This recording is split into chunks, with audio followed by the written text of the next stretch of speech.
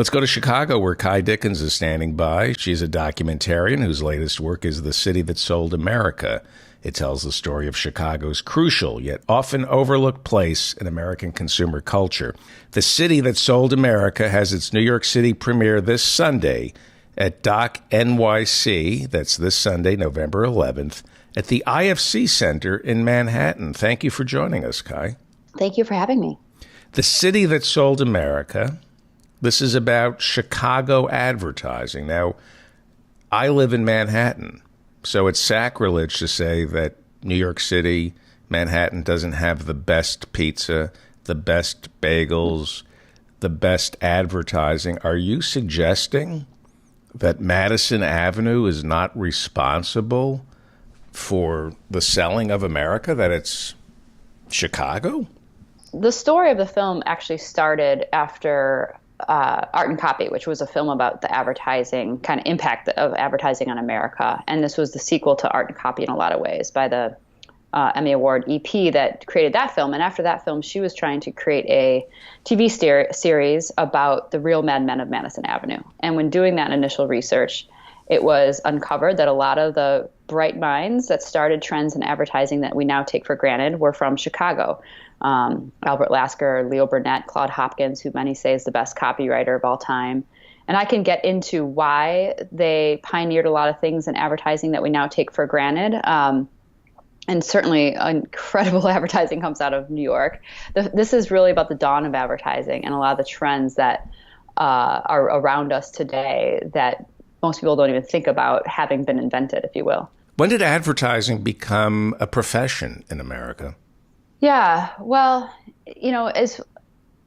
as far as what was happening in Chicago around the turn of the century, the film kind of makes this bold claim in a lot of ways that Chicago is the first American city. And by that, what we're talking about is the fact that most of the East Coast was founded by Europeans with European values. And Chicago was really the first city founded by Americans, right? So there was a lot of creativity, there was a lot of energy, there was a lot of vice happening in Chicago in the early 1900s.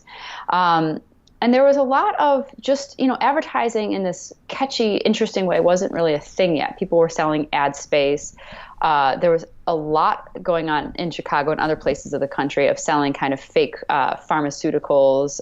Liquozone was one of these that people would say could cure the common cold, and it was basically water and some other just bizarre chemicals. So this would be like Alex Jones's great-grandfather. Yeah. And so, that kind of gave advertising a really bad name because it was sort of this shystery profession where people were stealing, basically selling goods that didn't do the right thing. And everything really changed with the appearance of Albert Lasker on the scene. He was actually a Texan who came to Chicago. His dad, he wanted to be a newspaper man, and his dad said, you need to try advertising first. And like I said, advertising was not an honorable way to make a Why would his father say try advertising? I think he had a connection there. He thought writing in a newspaper was going to be too difficult or too expensive for Albert, and I think he wanted him to get out of Texas to see the real world. And at the time, Chicago was the Sin City. You could learn a lot, get bruised up. So it was a profession when Albert Lasker started. But this was something you would put on a suit and tie and carry a valise, a briefcase, and go to an office. And yeah, you were a legitimate person.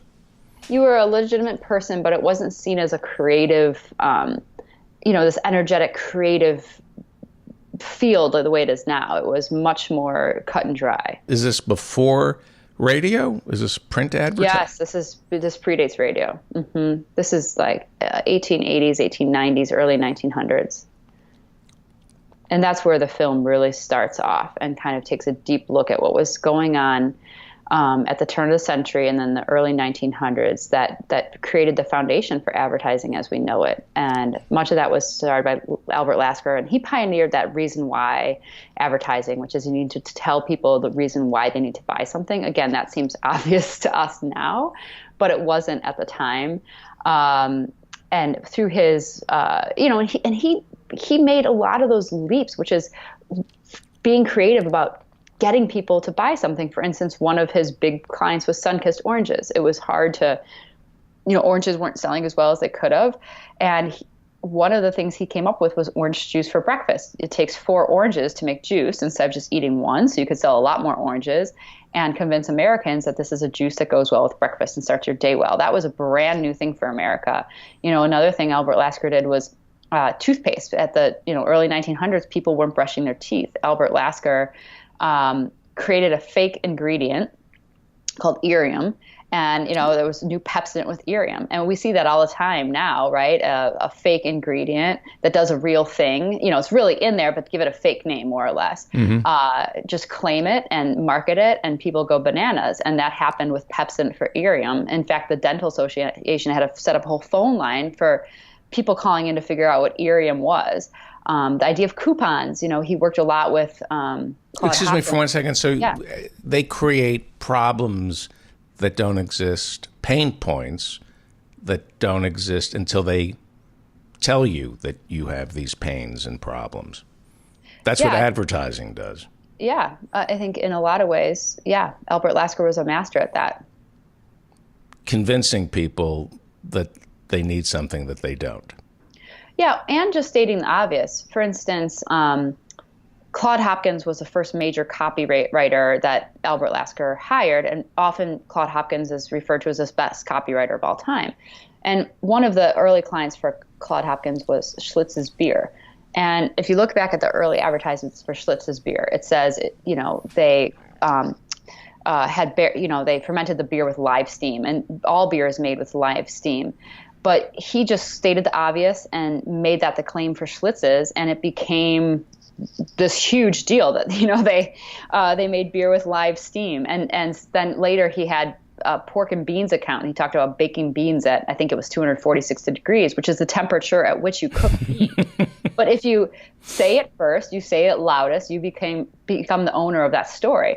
So again, a lot of this is obvious in today's advertising world, but at the time it was being done, it was a breakthrough. Were they consulting with Freudian psychologists to figure out what Americans would be susceptible to, or did they just have instinct and insight on their own? I think they had instinct. I think Albert Lasker was a genius. I really do. People said he was hyperkinetic. He was thinking, 8 different brilliant ideas at the same time. It was impossible to keep up with him.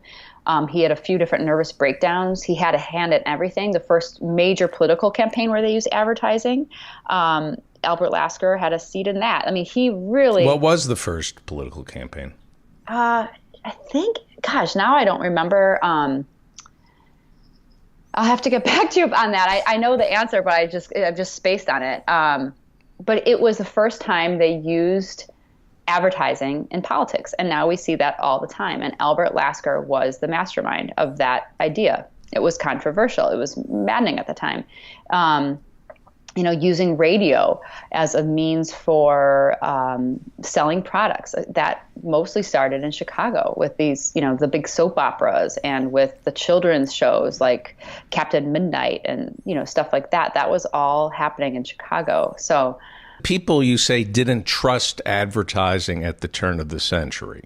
They felt, right. And then Chicago invented a way to make advertising more venerable and trustworthy. I think Chicago invented a way to make it relevant. They were using advertising in a way that spoke to people in a way it hadn't before, playing into their sense of self, talking about plaque happening on teeth, talking about the need to use deodorant, things that just were kind of unseemly to talk about. They started giving people complexes and making products relevant to their own identity. And then Leo Burnett, who is was one of the great advertising greats of all time, but also a Chicago ad man. He was really the one who made advertising emotional. When Burnett came on the scene, if you look at most advertising that was happening then, especially out of New York, it was a lot of copy. It was a huge paragraphs explaining why you needed something.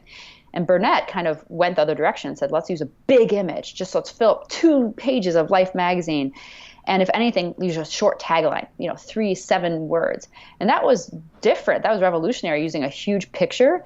And so he was, I think, one of the first, maybe the complete first, to really tie these big emotional images to a product's persona. And then, of course, Leo Burnett later kind of became known as the Critter Agency. And you think of Tony the Tiger, Snap Crackle Pop, Mr. Clean, Ronald McDonald, Charlie the Tuna, all those things, the Keebler Elf, Pillsbury Doughboy, all those icons were created in Chicago, every single one of them, most of them at Leo Burnett's agency. And he was a master at tying these emotional little creatures to a brand. Did he ever work on Madison Avenue, or did he stay in Chicago his whole life? Stayed in Chicago, yeah.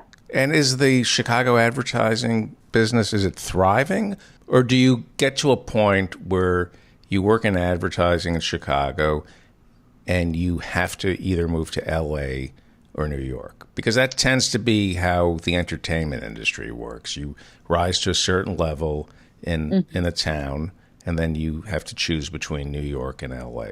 Are there people who are able to start in advertising in Chicago and finish their careers in Chicago?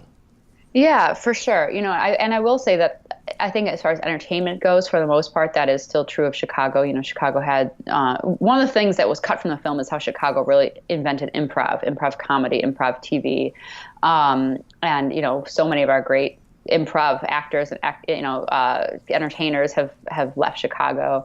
I ended up moving to Los Angeles after reaching a film glass ceiling here. But I think as far as advertising goes, there are incredible advertising minds still in Chicago, and unbelievable campaigns that come out of Chicago. But that's also true for San Francisco and for Portland, Oregon, and for Austin, Texas. And, there's places, Minnesota, Minneapolis, there's places all over the country that have incredible advertising. So obviously there's unbelievable client relationships out of New York, but there are absolutely in Chicago.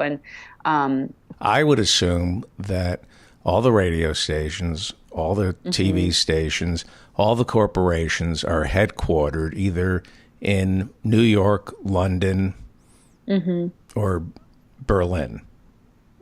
And I would think that would be a drain on the Chicago advertising community. That would hurt them. We, at the Chicago premiere of the film, we had a lot of Chicago chief creative officers and people that are big in the ad world at that screening, and many participated in the panel. And I think what they would tell you is that Chicago is really cleaning up in terms of winning awards and that type of thing with the advertising coming out of the city. And one of the reasons why is that Chicago, a lot of places get the mind, but Chicago's always gotten the heart because they know how to speak the kind of Midwestern perspective and that type of thing. The advertising works all over the country, and that's a coveted asset right now where there's so much division, and Chicago's always been able to thread that needle well. Amazon, we're told, changed the way Americans shop. Tell me who Aaron Montgomery Ward and Richard Warren Sears were. Yeah, well, all I have to say is Montgomery Ward's and Sears, two of the biggest mail-out order catalog companies ever, the biggest ever, were started in Chicago. And the mail order industry was doing what Amazon was doing, or is doing, 100 years beforehand. People at the time when Sears and Montgomery Ward entered the picture, were only being able to purchase merchandise at their local corner store or their general store. And here come these companies that say, no, you can buy anything you want, and we will send it to you in the farthest reaches of the country. All you need to do is pick it out as catalog and send your money to Chicago, of all places. And that, you could order anything from those catalogs, guns to prefab houses to, radios and everything in between. And Montgomery Ward in particular had a whole warehouse where people quickly got around on roller skates and packaged up the boxes and shipped the boxes off to, the South and the Northeast and everywhere around the country. So, Montgomery Ward's and Sears were doing what Amazon was doing hundreds of years ago in the exact same fashion of sending your money somewhere, getting something from a warehouse delivered to your doorstep without ever having to go to a store. And how is their mail order business doing these days? Yeah, they're both pretty much extinct at this point. And again, because technology has changed the way that we shop, the internet has completely revolutionized things, and Amazon and, the likes of it have taken over. And that's life. Kai Dickens is a documentarian. Her latest work is The City That Sold America.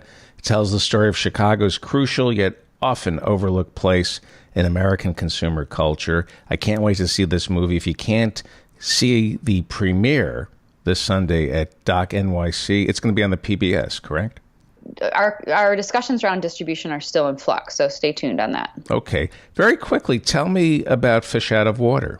I've done a few previous films, Fish Out of Water, Soul Survivor, and 0 Weeks. 0 Weeks is about paid family medical leave, and was just released last week. Fish Out of Water was my first film, and that deconstructed the 7 Bible verses used to condemn homosexuality and marriage equality. We used animation and humor to tackle the subject, and the film, was widely accepted by the faith community and small groups, small churches all around the country. And I think really changed many people's minds about what the faith community believes and should believe about same-sex relationships. So there are 7 Bible verses that talk about same-sex relationships. How many of those verses are from the Old Testament? Most of them. 4 of the 7. And the 3 that are from the New Testament? Well, those are really, they kind of repeat a lot. They're usually in the list of who could be a sinner, if you will. And the word in Greek was arsenokotoi, and there is no real word for it in English. It meant bedding men, which could mean a lot of different things. Mm-hmm.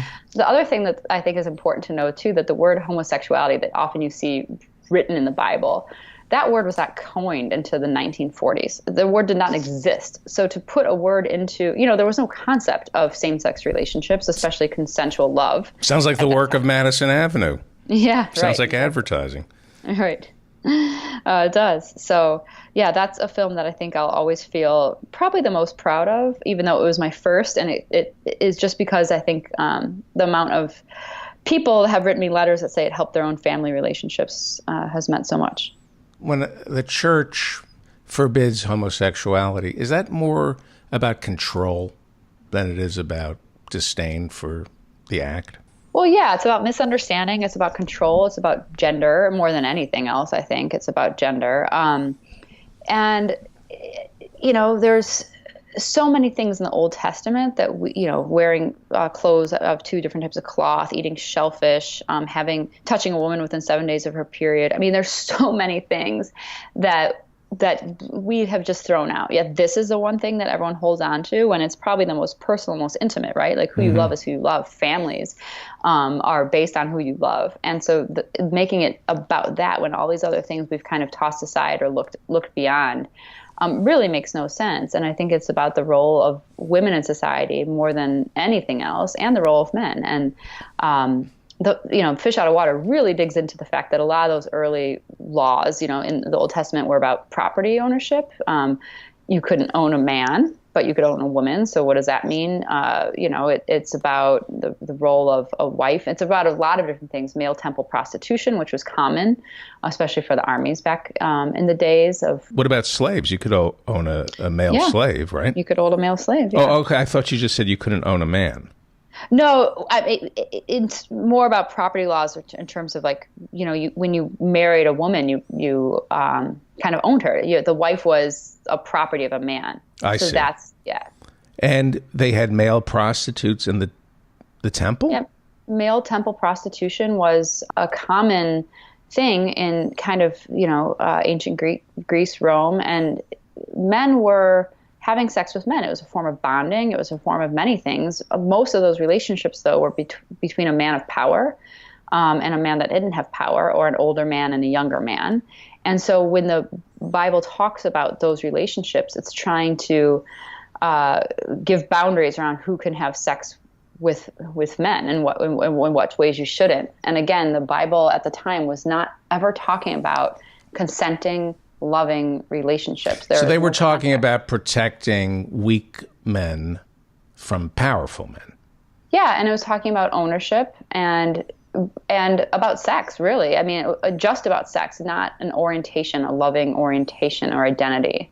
It was about an act, not an identity. And that's where I think we get to problems, is when you start to basically vilify someone's identity. who they are versus what they do. And so much of the Bible talks about what we do, not who we are. And when we make it about who we are, that's where you have depression and suicides and broken families and so many of the things that were the wake of homophobic biblical, texts, basically, and interpretations of those texts, I should say. 0 weeks. This is about paid family leave? Mm-hmm. And that's my most recent film, and that just was released on iTunes, Amazon. It's pretty much everywhere, and that came to me after I had my daughter. And I was working for a production company at the time, and I just assumed, and I feel like I'm pretty well read around, public policy, that I could take 8 to 12 weeks off to be with my daughter after giving birth. And especially I, had a very difficult labor, so I figured I might have to have a C-section and that type of thing. And I was shocked that no, my boss told me I would have 2 paid weeks and that was it. And I didn't think that was legal. And then I found out it was. And because I was at a small company, less than 50 people, I wasn't, qualifying for FMLA, which is unpaid leave. And that's when I started kind of looking into this and realized that people facing medical emergencies, an aging parent, their own medical emergency or illness, or bringing home a baby, are all in this boat in this country, that the majority of people, over 85%, don't have paid leave. And a huge majority don't qualify for the FMLA, which is unpaid leave, because they either can't afford it or they don't work full time or they won't work at a company for 50 people or more. So what this means is people all over the country are forced to face a choice between working and keeping their paycheck or taking care of a loved one or themselves in the time of dire need. And that is the Gates Foundation has actually come out saying that this is one of the major silver bullets that can help kind of blunt gender inequality, income inequality, racial inequality. Paid leave is a true silver bullet that can help so many people, and it has wide bipartisan support. So it's time. I think even Ivanka is in favor of that. Yeah, I mean, the way different parties want to tackle it is different for sure. And the film gets into that a bit. Whether Great. Right now we have a system where if you have a boss lottery and you have a good boss, you get paid leave.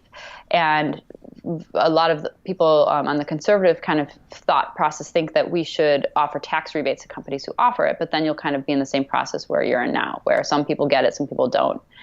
It depends where you work and how lucky you are. And the idea is it should be one of those things that everyone's entitled to, just like Social Security or Medicaid, because it does impact everyone. Everyone knows that you will get sick or have a parent who's aging or love someone who gets injured or possibly bring home a baby. And the idea that we are the only country in the world outside Papua New Guinea that needs to choose between keeping their job and taking care of that precious life moment is asinine, and it puts us in a much more economic, vulnerable situation on the world stage than all the other countries in the world that don't have to make those choices and can bench a full, complete whole workforce. Yeah. Thank you for making that movie. It's called 0 Weeks, and you can see it on Amazon and iTunes. We've been talking with Kai Dickens. She is a documentarian whose latest work is, 0 Weeks, which you can see on Amazon or iTunes. And you can also see The City That Sold America, which tells the story of Chicago's crucial yet often overlooked place in American consumer culture. It makes its New York City premiere this Sunday at Doc NYC. That's this Sunday, November 11th, at the IFC Center in Manhattan. And you'll be there? Yes, I will be there. Okay. Thank you so much for joining us. Stay on the line for 1 second. David. Can you stay on the line for? Great.